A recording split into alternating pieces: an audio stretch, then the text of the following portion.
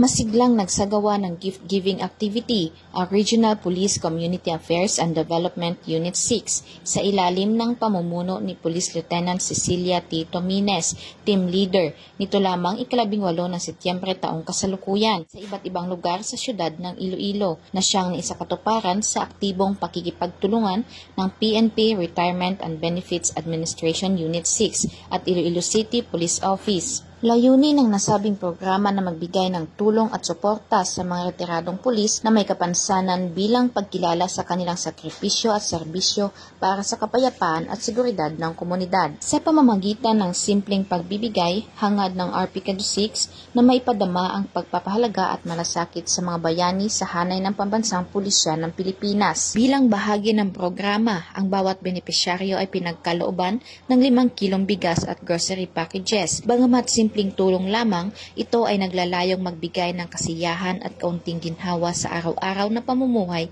ng mga retiradong pulis at kanilang pamilya. 3 retiradong pulis ang napiling benepisyaryo ng aktibidad, kabilang dito si Retired Police Master Sergeant Fidel Layo Mosquito, 65 taong gulang, na nawala ng binti at nasugatan habang nasa aktibong tungkulin ng paghain ng warrant of arrest. I encourage all able body kag kung capable kag kung inang qualified magsulod sa police, join the PNP.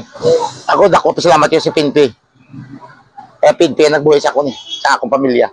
Kabilang rin si Retired Police Executive Master Sergeant Violeta Alifante Edano, 73 taong gulang, na kasalukuyang bedridden at nangangailangan ng tuloy-tuloy na pag-aalaga, at si Police Staff Sergeant Norberto Gafati Faunilio Sr., 67 taong gulang, bedridden at kasalukuyang lumalaban sa malubhang sakit.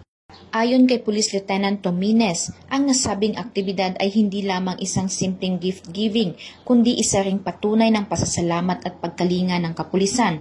Dagdag pa niya, nararapat lamang na bigyang pugay at tulungan ang mga dating kasamahang nag-alay ng kanilang buhay at panahon para sa kapakanan at kaligtasan ng sambayanan. Sa ganitong mga hakbang, higit na naipapakita ng Philippine National Police ang kanilang malasakit at dedikasyon sa kapwa nila lingkod bayan at sa sambayanang Pilipino, dahil sa bagong Pilipinas, ang gusto ng pulis, ligtas ka. Mula dito sa Police Regional Office 6, ako ang inyong Police News Network Correspondent, Patrolwoman Glidel Astrologo, alagad ng batas, tagataguyod ng Balitang Pulis.